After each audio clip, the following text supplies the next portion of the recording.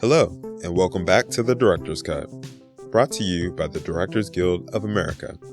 You can subscribe to our podcast on iTunes or our SoundCloud page at soundcloud.com/thedirectorscut. Today's episode is the last in our 3-episode series covering our hugely popular Meet the Nominees feature film symposium. Now in its 25th year, the event is a roundtable discussion with the directors nominated for the Guild's Award for Outstanding Directorial Achievement in Feature Film. Alejandro Iñárritu, the director of The Revenant, Tom McCarthy, the director of Spotlight, Adam McKay, the director of The Big Short, George Miller, the director of Mad Max Fury Road, and Ridley Scott, the director of The Martian, all gathered at the DGA Theater in Los Angeles to discuss the making of their films with moderator Jeremy Kagan.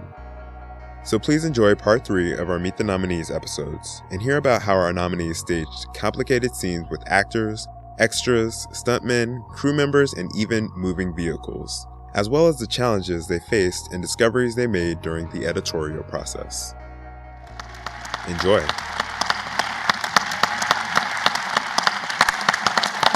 Let's talk a bit more about staging. The piece, Tom, that you just showed us, the choices of these various locations that you had as they're assembling information. You do it a number of times in the film. How did you come about doing and choosing and what spaces? And particularly actually where there are actually two times. There's one where they go to the various, this is one was research one. There's another one where they're going and doing a series of interviews. How did those decisions come up for you to what places you're going to choose and how are you going to devise it? Did production designers come with photographs of spaces? How did this work? Look, I think one of the great challenges of this piece was how to make information cinematic, but at the same point remaining true to what it is, which is a very kind of blue-collar, no-frills approach to work, right? These guys are sort of just doing their job every day in these crappy little offices, but it's incredibly important work. We wanted to capture that and be faithful to that and let that sort of inspire our aesthetic as much as possible. I felt like if I ever got too fancy, too sexy, too frivolous, anything with the camera that didn't represent the work and who these people were, I would lose the sort of authenticity of the piece. And specifically the challenge, it was, I think in many ways, this movie became for me, early on, it became a study of craft because I realized, I don't think most people realize or have respect, maybe enough, for the craft of journalism, especially today where everyone has a blog and a tweet and they're all citizen journalists of the world. And I don't think that's true. I think everyone is entitled to their opinion. That's all it is. I think really great journalists are experienced. They do their job. They're incredible writers, incredible editors. They understand So I think what we really started to geek out on early was that craft and capturing all those little bits and pieces and remaining faithful to that and never romanticizing it or sensationalizing it, either the craft or the topic of sexual abuse. So we really kind of committed to that early, and how would we show that and make it one from moment to moment both different and compelling, and in some way explain, wow, this is tedious work. Like that section, for 2 weeks they stopped everything because this is when Excel spreadsheets were about at the peak of technology in terms of the work they were doing. There was no Google yet, none of that existed, but they realized they had these directories in their basement that the church put out, which basically, if they did their work as they did in that scene and work backwards, they could identify bad priests because the church would take them out and label them as on sick leave or something like that. So they spent 2 to 3 weeks. That's all they did. They said, we all stopped all other aspects of our investigation and just poured through these. We took them home with us. We just did it till our eyes were falling out. And I think our job is to try to capture that and capture the tedium and the relentlessness of it, but at the same point, make it something you could watch so you didn't want to blow your head off, And the choices, were these choices pre-production choices? Were they production choices? I think that, they started with the script, understanding what that process was, look, hopefully every clip of that says a little bit about who those people are. Mike Resendes at that point was spending a lot of times either working or in a bar, so we see him in a bar doing it and getting cheap pizza, Sasha's at home. People are different places doing their work. There's one scene where we see Robbie in the cafeteria and you see BC High right across the street, another massive institution that plays later on in the movie. So it was trying to find these things that would both continue to inform story, even unconsciously or subconsciously, but propel the action. And when you would stage a scene with your actors, because you have these serious dialogue scenes with this, what is your process? Do you let the actors find the space? Do you actually have a design? When we're looking at Alejandro, where it has to be very, very specifically done, how would you go about doing a scene that has 5 or 6 characters in it and they're in fact talking to each other? What's the staging? What's the process where you find where they're going to sit, where they're going to stand? How does that emerge for you? Well, yeah, I mean, totally different processes, those two, right? But I will think, to some degree, that's what I use rehearsals for. Alejandro mentioned Sidney's book, which is a great book. If anyone hasn't read it, you should. It's a great book. Sidney went as far to actually block in rehearsals. He would tape it out, like in theater, and do that. And I come from the theater, and I respect that, but I just never feel like that's helpful to me because of location.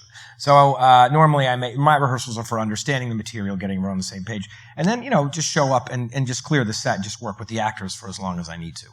And with these guys, we had a very good group of actors who were moving very quickly because they understood the material, they understood where there had to be. There was no grandstanding necessary. And I think when you were working with them, would you first, just if you're on the set and you're just working with your actors at this moment, would you let them sort of run lines before you say, or they say, gosh, if I leaned up against the wall, this would be, or again, that just stages where you go? Yeah, look, hopefully when you I'm someone who thinks good actors, smart actors can add a lot to a scene. And I do like to listen. There obviously comes a point where you have to stop listening and make some calls because you got to get through the day. And sometimes, especially with a group like this, they'll keep going. We had one scene at the end of the movie where it just became it's the one time we didn't make our day. And it was the scene in Marty Baron's office where Robbie confesses to the 20 priests. And it was because there was so much information and so much at stake. So many people were coming into the scenes from different points of view that we just spent hours talking about it. I mean, hours. It was endless. And I normally don't allow that to happen. But for some reason, I thought for that scene, it was interesting. And it was helpful. But usually it's just getting a rough idea of the scene. Everyone has a position in this movie, so they know their space. They couldn't just suddenly say, I feel like, sauntering over there. Good actors won't do that. They'll know their purpose in that scene. So it's providing those moments. And that's not to say there aren't moments where there's just conflict. Hopefully you have that every day on some level. Otherwise it's a really boring set, but for me, it's just like trying to find the truth of the scene, sending them away, and then figuring it out with my cinematographer, with Masa. Got it. Alejandro, if I was thinking back to George and you both sitting next to each other and you both having fights, that you showed that fight. The fight, if I remember correctly, at the end, I'm talking about staging now, the fight between Fitzgerald and Glass at the end, if I remember correctly, there's no cut. Mm-hmm. No. How did you guys rehearse this? Again, it was a long discussion of what I wanted to do was to, obviously these men at that time, they only eat meat, right? Only animal, and they eat an amount of pounds of animal. They were animal pelts, and they became in the status of animal living in those conditions, honestly. And so I want to represent that, man against nature, man against men, and suddenly kind of I want to remind that bear is just another creature that is an extension of our own reality in this organism. So we are just another kind of animal. That's it. And suddenly these men, I want to become two animals, again, fighting against each other. And I want to be brutal, not romanticized. Always I'm terrified to shoot violence because honestly, I don't know why, but violence looks so cool in screen. And that terrified me because we have make of violence a very hip, a very cool thing. And we have enhanced violence by doing that because it looks amazing. And why? I don't know, but aesthetically, it's brutally, you hate it, but you can't stop watching. And I come from a very violent country, which is not fun and not hip to see that. And I always try to question myself exactly the consequences of violence and what that means. And I want this to not be a fancy fight. I want to be as brutal and disgusting and violent. I mean, I don't know, pathetic in that sense. And so talking first, this was one of those kind of accidents that we have, that we lost the snow. and that we have to, look for snow in the summer in New Zealand and all around Chile. And then we found the last airport of this continent, that is Ushuaia, which is at the end of the world. And we have this amazing location.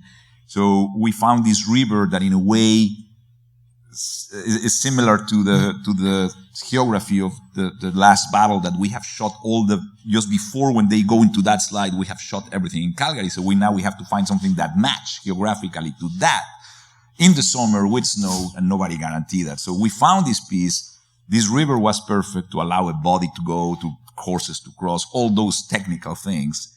But then we have to prepare the whole terrain and, rocks taken out and all that thing. So we prepared the thing, and with Doug Coleman, we started Chivo, we start doing several blockings of the fight, again, with stunts. Got it. And find what will be truth and what can be, understood, the intentions of all these characters, but at the same time, and that the violence that they inflict to each other can be brutal, but at the same time, obviously stretch a little bit the possibilities of the physicality of it, but at the same time still in the real kind of thing. And so anyway, we try many things, and it's again like a ballet. And then when Doc presents something, I start changing some things, how many stabs, how we can go from here to here. And then when Chivo got the camera, we start going, and then sometimes we need to subordinate the movement to the camera, and sometimes the camera has to subordinate to the need of the action. So finding exactly the framing bit by bit. Okay, from here, he takes book, and then we go here.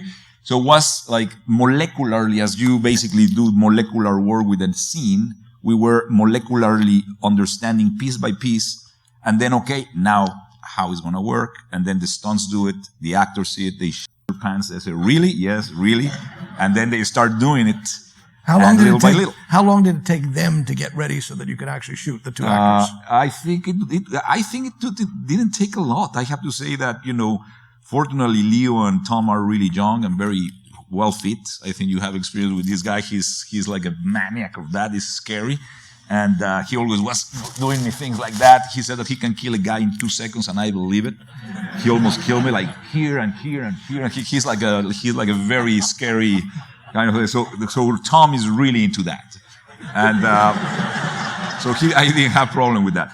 And Leo is very physical at the same time. So I think, and they are very good friends. That helped a lot. So they have fun in a way. It was like kind of wrestling with a friend, and little by little, Dog was guiding them for not hurt themselves. Got it. There's blood that occurs within that. Were there blood bags that were part of it? Yes, some blood, and then the knives do have some blood. So those kind of accidents. Yeah, but this is the blocking of that. That was a fun part, actually. I think. How many days do you think you shot? How many times did you shoot it? No, I shot a couple of times. That's it? Two takes. Same day? Yeah. I mean, that's the advantage of that. We rehearse a lot of times in a hotel with some, cautions and everything. And then once everything is understood, again, we go to that thing of the adrenaline to be present. Got it. And I think, as they were saying, I think actors acting is reacting, and most of the most beautiful thing is everything can be planned and meticulous, but when the actor is good, is reacting to the moment. And I think Tom and all the guys there, every time that nature gives us something, I didn't have to remind them to be cold because they were really cold. Okay. And so they were really concentrated just in the thing. And when they hear a bird or something, they were reacting, and that adds the truthiness of the thing. And in this case, they were really into that. George, you have also this, which we saw now, a complex fight with all of these characters. How did that staging emerge for you? Well, in this film, that was the equivalent of a dialogue scene. It's where the characters meet, the lead characters meet. It was very, very important to structure it in a way where there was always a rising conflict, and that everybody behaved, because it was all the principal cast, really. Everyone behaved according to their character. So it was naturally very, very, very carefully prepared. And also the problem with these things, if you just do your kind of standard fight, I think we we kind of glaze over as an audience. So it had to be, in a sense, uniquely familiar.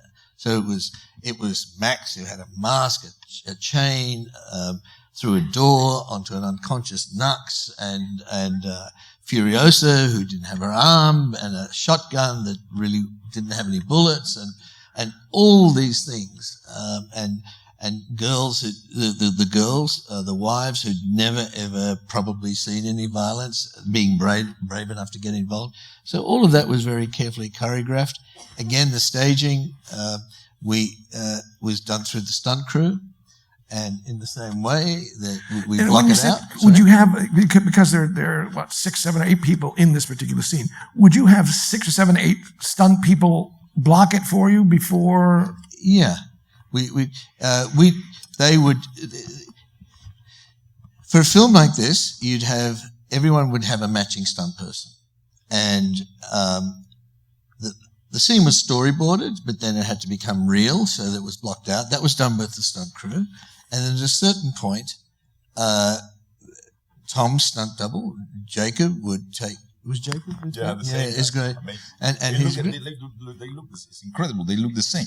They look the same, and Jacob's also very, very skilled, and it's trust, isn't it? It's incredible. Being safe. Anyway, the point being is that Jacob would basically. You're right. Tom is very, very skilled, as is Charlize. They'd observe and pick it up really quickly, and then they'd swap. And if there's something where there might be some risk to one of the actor, they'd swap. In other words, it might be Tom Hardy working with Charlize's double Dana, or vice versa. So mix and matching through all of that. That's how the sequence is put together. And how many days would it be in preparation, and how many days in shooting? I would say over the period there would be a lot of preparation. It might be several days. PJ Voten, who's extraordinary AD and one of the producers of the film. How many days do we take to shoot then? 5 days. 5 days to shoot. How many? The rehearsal was intermittent. We were rehearsing a lot of things. But 5 days with your actors then, and actually shooting that sequence. Yeah. You know what I learned? I don't know, George, if it was it was the first film that I did with this kind of action, and what I learned of action is almost like it has to be precise, obviously, because you cannot put in danger the thing. But it's like making love scenes, like sex scenes. They have to be exactly incredible thing. And what I found that it was very challenging. That is not the action or the physical thing, but is if then the transition of what that scene is about, then to go to the close-up and that the transition from that physicality to some emotion, that was the difficult part. You know, like where it goes at, because it's not like the action, it's like now what the actor feels after that. That's what I found that is the tricky part of those. But you also you made a choices from your hero now, his non-use of language in the beginning of that sequence where he doesn't speak to them, he gestures to them. It's quite powerful in terms of who he is at this moment. Like words mean nothing. Well, he's a pretty reduced human being. He's caught, he's trapped, he's branded, and he's used as a living blood bag. And he's totally passive. And of course he's been alone. So he's not used to talking. And if you track the movie, his first word, first on-camera line is in that scene where he says, water. Yeah. And then gradually stops grunting, and then fuller sentences form, and by the time... Interesting about the word water. It's almost the last line in your movie on that type was water as well, considering where water is in all of our lives and how it's going to be affecting our lives. But before I go to that, I want to... I have 2 more sets of questions for you. But in the staging of the sandstorm in the beginning, where they're all outside before they actually leave Mars, in setting that kind of thing up and getting the actors to sort of be in that moment and staging that scene, and I have no idea how you did it, this darkness and all that phenomenal sort of sand that you either added or was part of it. Could you explain how that you did stage that? I was on the stage in Budapest. There's a big stage there, bigger than the Bond stage. You got a 65 feet of the gantry. The cubic capacity is bigger than the Bond stage. And also by having a brand new green screen helps a lot. Brand new green gives you a quality. So the stuff shooting in Wadi Rum, Jordan, and on stage, I now can't tell the difference. It's mix and match. But the stage for the Storm, better do it in a low-key light, because you're going to get away with more. But I want to be able to see everything, which is also very important. And how heavy is the Storm? And I don't care what you say, those Ritters with the big blades, they're not bloody good. They're only good from like 6 feet, honestly. So if you really want the serious stuff, I had 2 707 engines doing this little unlashed planks. The problem is it burns kerosene. That's not too healthy. But you need as much blast as possible because I want to blow the cameraman over as well as the actors. It's still not enough. So what I had is if there's 7 actors or whatever the number, I have 7 actors with 7 guys completely covered in black. Each actor's on a cable.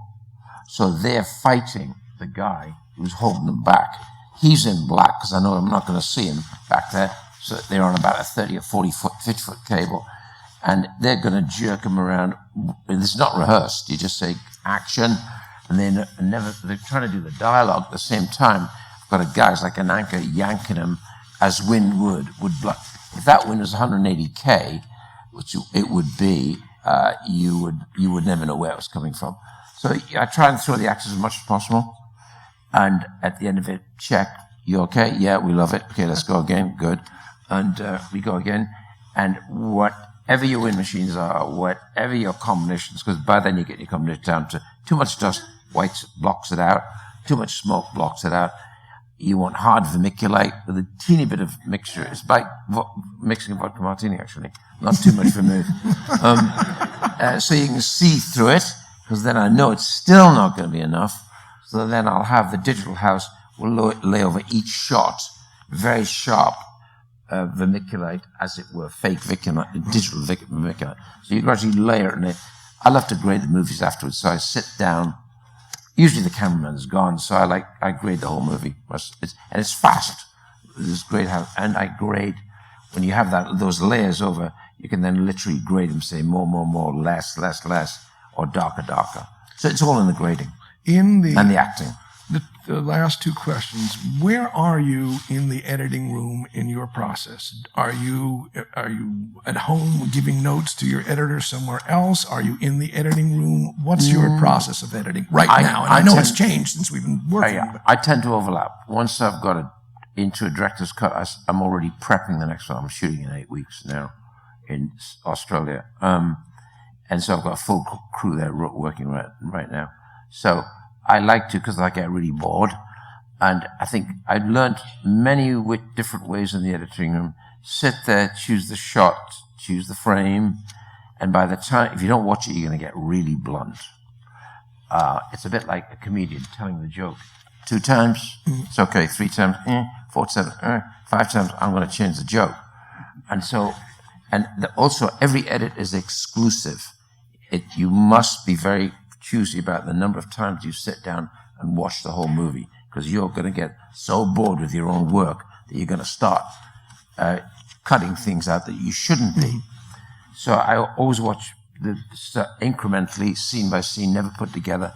And there's always the horrible day. That's the only day I start to get anxious. I'm going to watch the director, the full cut. By myself with an editor. You know it's going to be too long.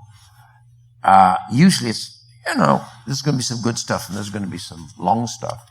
But the prep in the editing room, I went from choosing everything to now when I'm shooting, this requires a very good editor, by the way. And I work with 3 editors, 3 different editors, mostly Petros Galia. I turn them loose. I see the rushes, say, that's good. Every night I see rushes. Afterwards, say, right, can I see what you cut today? See what I cut today? Okay, that's working. Leave it for now. Move on. So by the time we get to the end of the movie, I've pretty well 2.5 weeks off the director's cut. And then I always know, I can remember every shot and which was the better one for light or for performance or speed or whatever it is. There's always that shot you remember. It's odd how you remember everything. And so they can come later. I don't pick, you get choosy. The during of, I want to get it on the wall. I want to see it. And then from there, I leave the editor to it. You said, I've got a reel. You want to come see a reel? I'll go and see a reel. Okay. And what's interesting, by not being there, I'll sit there with a reel and make notes. And what's interesting, usually at the end of it, the editor might say, bugger, you're absolutely right. I've been thinking about half those things myself, but I want to hear what you thought. So in a funny kind of way, it's a primitive computer. You know, so I'm staying the freshman, and he's getting blunt in that room. I don't care who you are. That's what happens. Okay. Then by the time we get to the director's cut, the same thing happens. Right now, that's how I work. Don't sit there. Got it. Start thinking about the next one. Got it. George, where are you in the editing room? What's your process? Well, in the past, I've been there for every cut, literally every splice in the old days. In this film was atypical in that we basically had to shoot in Africa, but editing room was back in Australia. Right. And really, I'd look at dailies on the iPad, usually on the long trip home. And back in Australia, Margaret Cecil, who also happens to be my wife, was cutting the movie. So it was dumped in her lap, as it were. In this case, I would work, would see what was happening in the cut.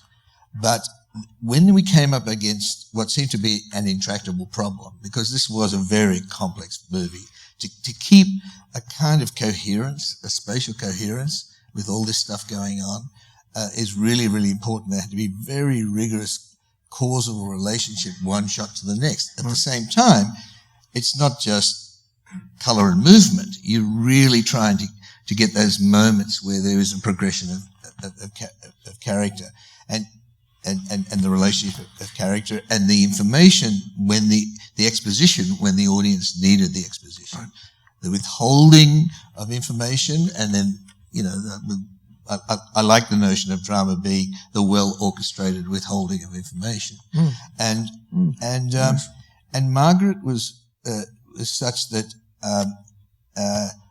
if there was a problem, we'd discuss it, and the best thing for me was to walk away and give her the time, and she'd come and usually find a really, really good response. But that thing of the being blunted is very, very interesting because, I very, very soon you get to, the rhythm of the movie and so on. And I often think of Percy Sledge. You remember Percy Sledge who sang that song, When a Man Loves a Woman? Yeah. And he sang it every night almost for 23 years. And could you imagine what that would, having that same thing? Well, it's exactly the same thing with the movie. And one of the things I learned, in the old days when painters used to look at their composition in the mirror, nowadays you can flip the screen.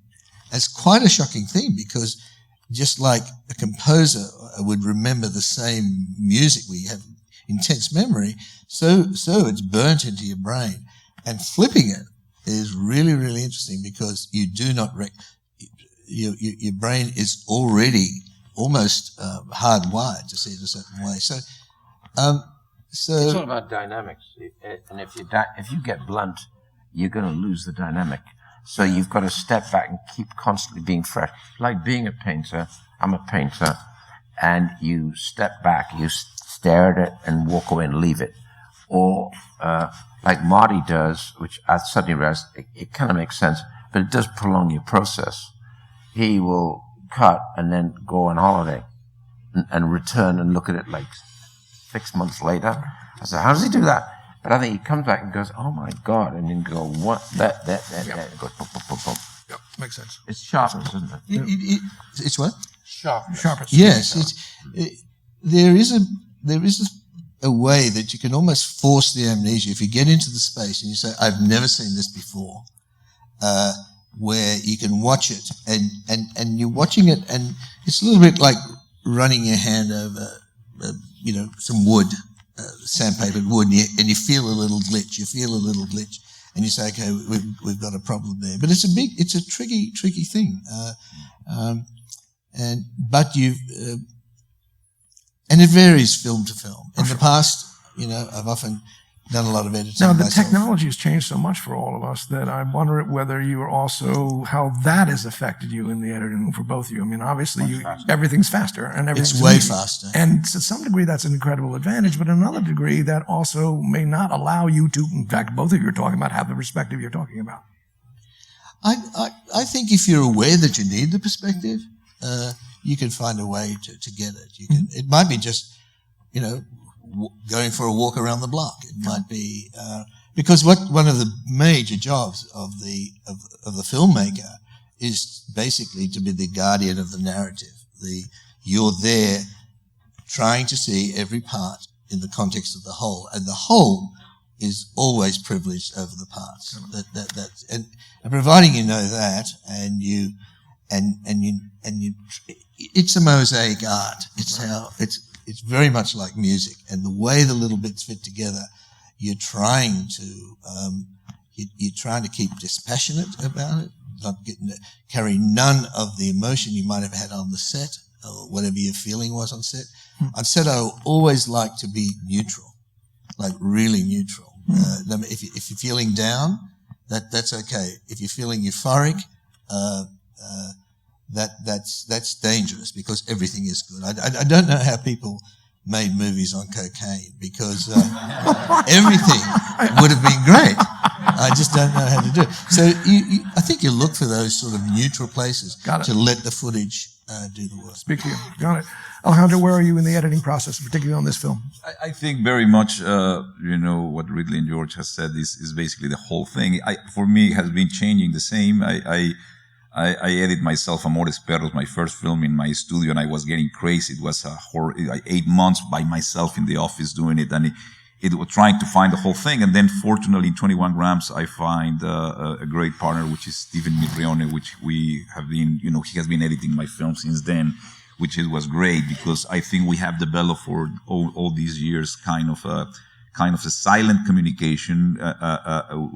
He has great taste. He understands what I like, what I respond to. I spoke with him in great length. What is the objective of each scene? What I'm trying to get. I'm very close to, because I really enjoy it. I think editing is rewriting the film. I think literally you can destroy a good performance or a good film in the editing room, or you can save and make an incredible scene that didn't exist, and you can rewrite it in the editing room. Yeah. And so I'm a true believer in that process. I understand it very well. I'm a frustrated musician, so I think editing is like music, and rhythm is all. Honestly, rhythm is God. And if you don't have rhythm, or the film doesn't have rhythm, no matter how good it is, it will never get into people's vein. Nobody will be moving the feet emotionally. So you have to find that. And for me, it takes me time, because I'm absolutely a chronic unsatisfied person. I'm never happy about it, and I just think that every time can be better and better, and I like it. And then it's true, the next day I arrive and it's a piece of shit. And one day I'm like the greatest, and the next day I want to commit suicide, and it's like, so things are not working, and then suddenly works, but then, so it's a little bit struggling process for me, joyful but struggling. I'm not saying that I'm bipolar. Maybe I am. I don't know. No, but it's just my mood change. My relation with the film evolves every day. Yeah. And so I try things. I don't restrict myself to try things.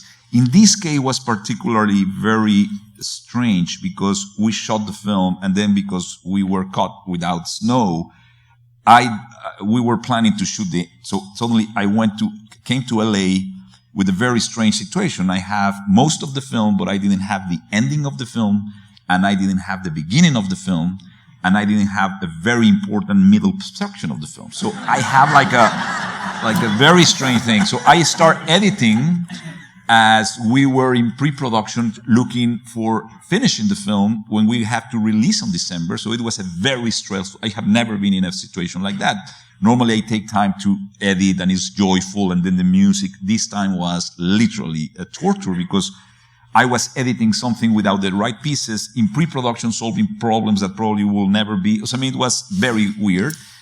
Anyway, I have the piece, and then when I shoot finally the ending and the beginning and all that, when I integrate it, it's basically all these parts of all the back, all these kind of delusion, when he's delusional in sickness and he's memorizing his wife and who he was and all this dream sequence. Every time that I put them together, they mean different things in the film, depending on how long they were, where I put it, you know. So all these little things of the super, you know, those mystical things of him, internal travels, how the people will relate internally with the guy that hasn't talked one word in the whole film. I want the people to get what was going into him. It was so delicate clockwork, because if it was too much, it was too corny, it was too little, there's nobody. So that took me a lot of time to find where those pieces will be. And we did several things. And then, as Ridley said, when you get too close and you lose perspective or enthusiasm, that's the most dangerous thing, because I compare this like when you are in a party and you have drink a little bit too much and you know that if you drink the last vodka, you know that you will do and you will be lost. So you have to be careful when is that last drink. And so I know that I have to solve a lot of things, but I know that I spend more time in that room, then I will be even useless to the editor. So I agree with Ridley. I have to go out, let him try some things and then come back. But in this case, unfortunately, normally I do that. In this case, I didn't have time. Right. I really need to deliver the film. So it was horrible because I know that I was not enjoying anymore. But then you have to make the best decision. And sometimes I have become very cynical with myself. I cut my fingers. I don't care how good the scene it is. If the film doesn't serve, as you said, the whole, even if it's the best scene I have shot or the best moment and an actor will hate me, I cut my fingers and that's it. And in this case, I took out so much great things but I didn't care. I'm a butcher. I'm a sorry. And that's editor is butcher. Anyway, it's beautiful. I think the best line was that Jean-Luc Godard said that every frame is a moral decision. And if you get to that scare that one frame more or one frame less, and I believe that one frame more sometimes has changed the whole meaning of a scene. And that's super scary to find, because then you know the responsibility you have finding every second of your film. Yes, 24 frames of the second, every one. Tom, for you, where are you in the editing room? I'm probably back where these guys were a little while ago, where I'm present still all the time. I've done 5 films with my editor, Tom McCarthy. We have a very specific way of working. I was probably taking a few more breaks, like giving him, I'd come in half day, but the edit room's a block from my house, so I pop in more often than he probably liked. But, you know, I think with this specific film, more than our other films, we did a lot of edit room micro screenings for 5, 7, 8 people, just as hopefully people not connected with the film industry at all, just friends. It's a great thing about living in New York. You can find people who aren't connected to the film industry. And so we would, it's kind of true, right? We would do that. And it was really helpful just for information, just because it was so informationally driven. And also, we would just find exciting, we'd start to realize where we could hang our hat on the script. For instance, Alejandro mentioned the survivors and those performances earlier, and very early on, almost everyone we had come in, and these are people who aren't necessarily as adept or articulate about talking about cuts as soon as they end. So it's really exciting because you're pushing them to talk about it. And to the one, people would say, when I met that first survivor, Phil Saviano, I was like emotionally connected to the movie. Up to that part, I was intellectually interested, but I met Phil and my heart was in the movie. And so we'd be, all right, when do we meet Phil? Somewhere end of second reel. We got a sense of what we're doing and maybe how quickly we want to get there. And that process was just really interesting. And also, it is a love-hate with that room because it's brutal, right? Because it's honest. And what you are confronted with often are your mistakes. You gloss over your victories, you take them for granted, and then you just see all your mistakes, and you get very personal because you feel like you were the guy out there fighting the fight, and you came back with squirrel meat or something. And I feel like with this one, it's very helpful us to sit in a room just behind people and just kind of physically feel them, what they're doing, how they're connecting when they're leaning forward. And I think all of my films, as my editor always points out, start a little slow. It's on purpose. I like people to have to lean in, to pay attention, to make that decision, to engage with the movie or not. And I think with this one, we really had to find that balance because we had a long way to go. Adam, the complexity of the editing of this movie is actually pretty remarkable. From individual scenes where you're cutting to to slowing things down. I'm just thinking when you meet Dr. Barry for the first time, the choices that you've made some of them may have been in the shooting, but some of them very well may have been editorially, and obviously all the breaks and all the explanations of various times. What was this editing process for you, and what is it when you were in the editing room? Well, we a lot of that was in the script with the explanations from the iconic kind of pop celebrities and the slowdowns and the freeze frames. But what happened was, half of directing is hiring really great people, and we got Hank Corwin, who's an amazing editor. So early on, when I met with him, I told him, I said, go to town, go take any germ of what we have and just try what you want to try. And he was like, really? I'm not going to get fired? And I was like, no, go for it. So I would come in every week and kind of look at some rough cut scenes he had, and they were really exciting. And some of them I knew went too far, but I didn't say anything at that point. So I kind of started the first half of our editing process almost like a hippie teacher from like the 1970s who was like refused to give out grades and everyone's cool. And then what happens is we start to get the movie. The movie starts to come into shape, and then I become like Otto Preminger. Then it's like, then I'm doing what Alejandro was talking about. I'm counting frames, and I really treat it like we've got 2 hours of like how often in anyone's life do they get to somewhat, curate 2 hours. And I treat every second of that like it's huge. So then Hank was very surprised because I started going through the movie and then being quite brutal on it and saying, no, trim 3 frames off here, make sure this happens here, bring this voice in here. And he was like, wow, what happened to you? So the best moment was we would screen every week because this movie's built, The Big Short's built to have a conversation with the audience. We needed to see how the audience was interacting. And just like Tom said, you're sitting in that audience, you can feel it when you're part of not even so much looking at the cards or scores, but just feeling an audience interacting with it. So it accelerated our editing process because almost every week I was screening with a test audience just to see how they felt. So one night it was like 1 a.m. and we're cranking away and Hank's tired and he just gets frustrated and he's like, you know what? Why are we doing another screening? F*** them. F*** them.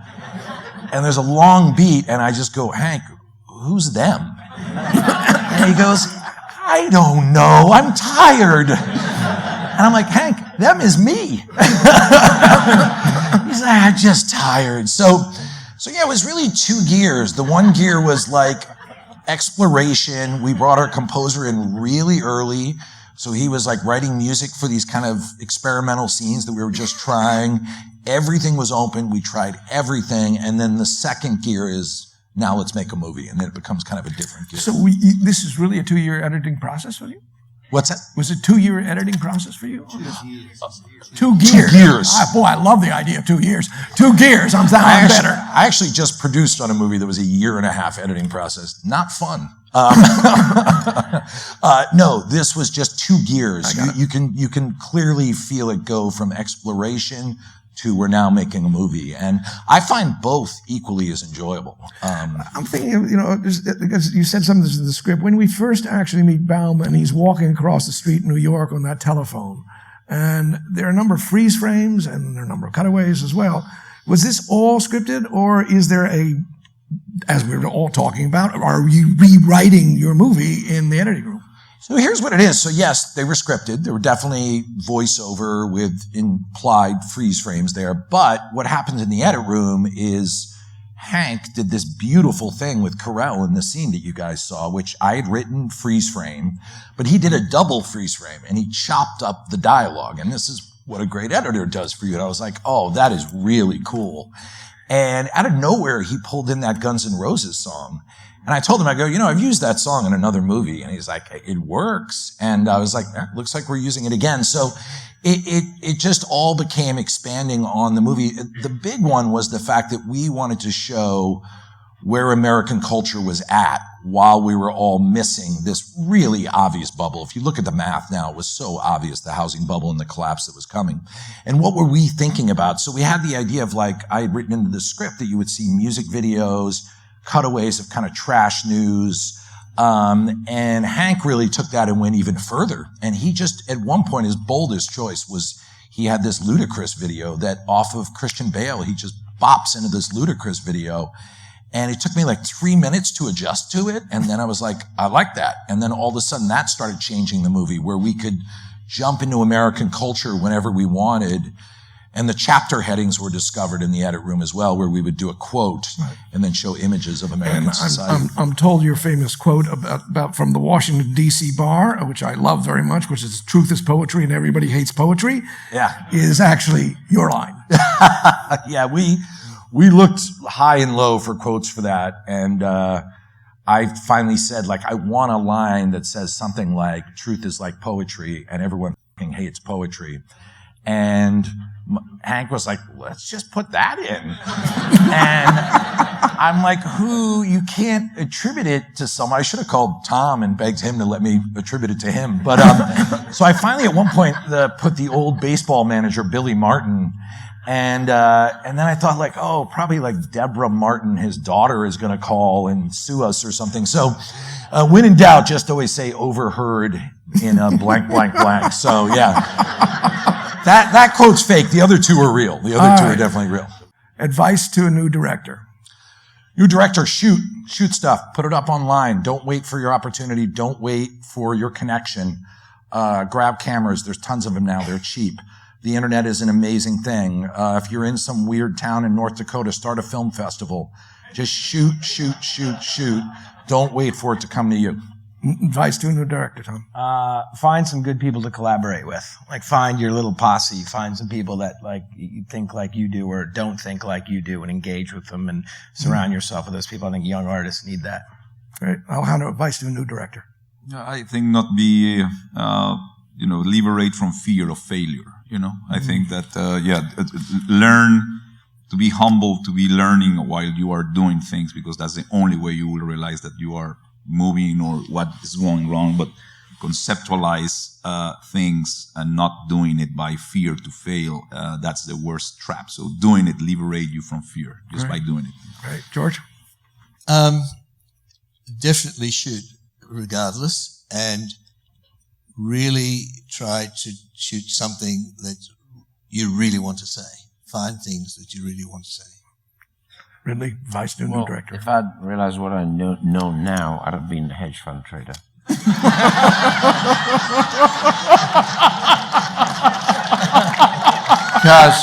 this is f***ing hard work. Are you all directors in this room? Are you all directors, producers? Right. It's tough, correct? Yeah. It's tough. And the best line ever in advertising, which is also a lesson in life, is just do it. Nike. Well, perfect to stop this part, because you all do it so well, and thank you for sharing with us.